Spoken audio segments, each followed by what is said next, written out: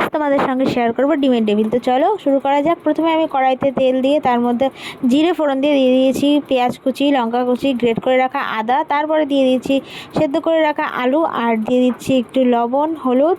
তারপর সেটাকে ভালো করে নাড়াচাড়া করে মিক্স করে নিতে হবে। তারপর এরকম হয়ে গেলে তো আমি একটা বাটিতে নামিয়ে হাত দিয়ে ভালো করে মশলাগুলোকে মিশিয়ে নিচ্ছি। তারপর এই যে সেদ্ধ করে রাখা ডিমগুলো মাঝখান থেকে কেটে আলুর পুরগুলোকে এইভাবে দু হাত দিয়ে ভালো করে লাগিয়ে নিতে হবে। তারপর এই দেখো আমার সবগুলো একবারে লাগিয়ে নেওয়া হয়ে গেছে। তো তারপর একটা বাটিতে আমি বেসন নিয়ে নিয়েছি, বেসনের মধ্যে দিয়ে দিয়েছি সামান্য পরিমাণে হলুদ আর একটু লবণ।